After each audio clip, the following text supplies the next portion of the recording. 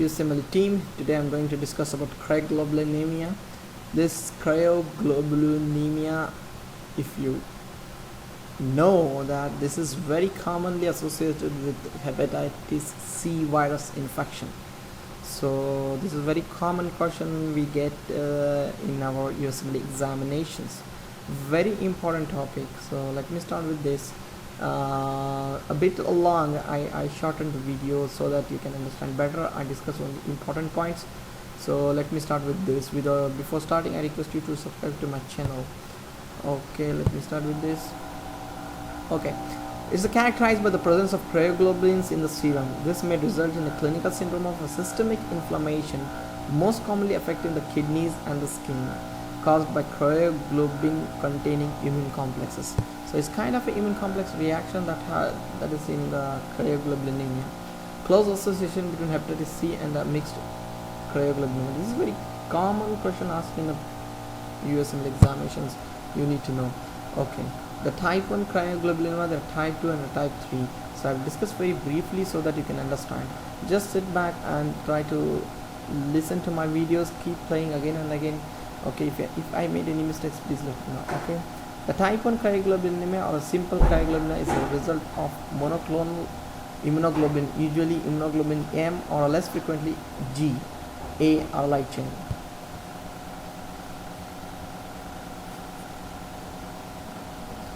Okay. Then type 2 and a type 3 cryoglobulinemia containing rheumatoid factors, which are usually IgM and rarely IgG or IgA. These factors form complexes with the fragments crystallizable Fc portion of the polyclonal IgG.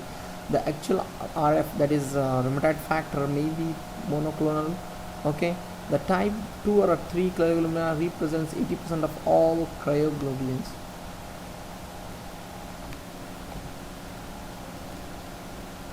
Acrocyanosis, retinal hemorrhages, severe Raynaud's phenomena with a digital ulceration, livedo reticularis, purpura, arterial thrombosis is the most common clinical manifestation you see in the patients with cryoglobulinemia.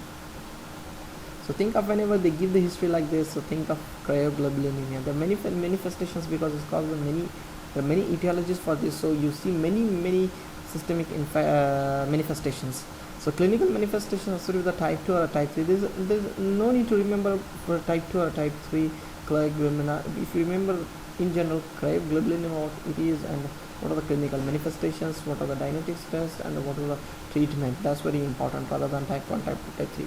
Just let me go through this because this is a video, because learning by video definitely will help you.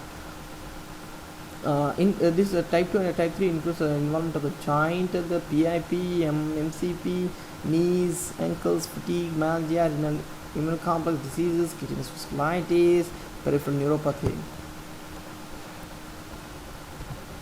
Okay, let's move on to the next slide. Okay.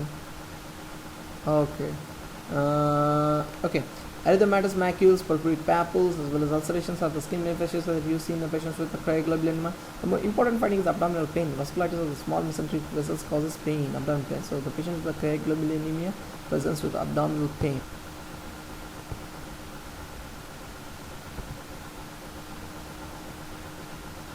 The skin manifestations, as I described before, the ischemic necrosis can be seen, palpable purpura, very important.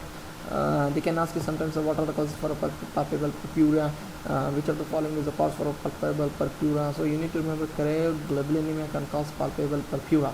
Liver vasculitis, cold-induced urticaria, hyperkeratotic spicules in areas exposed to cold, scarring of the tip of the nose, benign fingertips and the toes. Acrocyanosis, as I told you before. Then we have nail fold capillary abnormalities. Pulmonary manifestations such as dyspnea, cough, pleurisy, pleural effusion, bronchiectasis. I described you, as I told you before, because this involves many systems, so you have many systemic manifestations. Gastrointestinal abdominal pain, very common. Hemorrhages, hepatomegaly, signs of cirrhosis, splenomegaly. Renal involvement will cause membranoproliferative, very important. You need to remember which of the following can be the renal manifestation in a patient with a cryoglobulinemia. So it's a membranoproliferative glomerulonephritis. Okay, that's very important. So intraluminal cryoglobulin deposition, hypertension can be seen, nephrotic, range proteinuria. Okay, joint deformity arthralgia is very important because this is topics come under rheumatology, so arthritis, arthralgia. So frank arthritis and progressive joint deformity can be seen, but this is very rare actually. Okay, the nervous system manifestations such as sensory motor neuropathy, visual disturbances, CNS involvement, rare, but you need to remember, take a pen and write it down, important findings.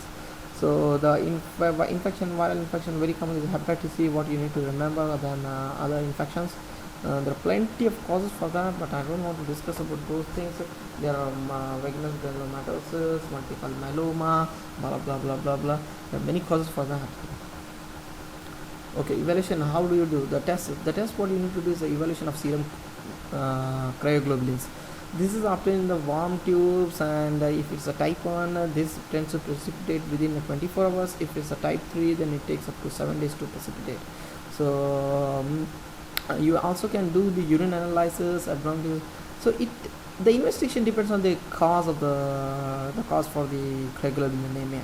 So you need to find out the cause, and you can keep on investigating for that, like urine analysis, complete blood test, serum chemistry, liver function test, renal function test.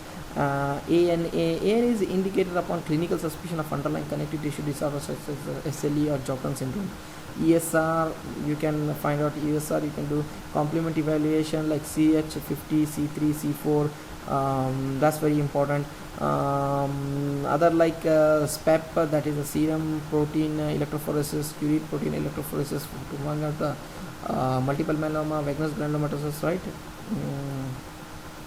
Sorry, vaginous, no, Waldenstrom's macroleukemia. Then you have other tests like HSV infections. You need to test for HSV infection. That's also, but that depends on your cause for cryoglobulinemia. So asymptomatic acromegaly, what is the treatment? Asymptomatic, if they are asymptomatic, they are doing fine, and you find it on a lab, no need to treat. Usually there does not require treatment, but some of physicians do subscribe the treatment, but there is no treatment for that, no, not required. So NSAIDs used in a patient with arthralgia and fatigue. They ask you, and they ask you what is the treatment, how do you treat for his pain, joint pain or fatigue. So remember NSAIDs. Immunosuppressive in medications such as corticosteroids, because what is the actual treatment is the most important treatment is we need to treat the cause. Okay, the other causes of is the clinical symptoms, that's very important. So vasculitis, if you want to use immunosuppressants, when you want to use such as vasculitis, renal disease, progressive neurologic findings, disabling skin manifestations, you can use immunosuppressive. If it's doing fine, no need to treat. Plasmapheresis indicate for severe and life-threatening complications. Okay, so pegylated interferon alpha combined with the ribavirin has been it can be used in a patient with hepatitis C viral infection with the cryoglobulinemia. So this is what in general I told you about the treatment of cryoglobulinemia. So with this I conclude my video on cryoglobulinemia. Please let me know how I did. If I made any mistakes, please let me know. If you need any explanation, further explanation, please let me know. Please do subscribe to my channel. Please play again my video. Thank you so much for watching my video.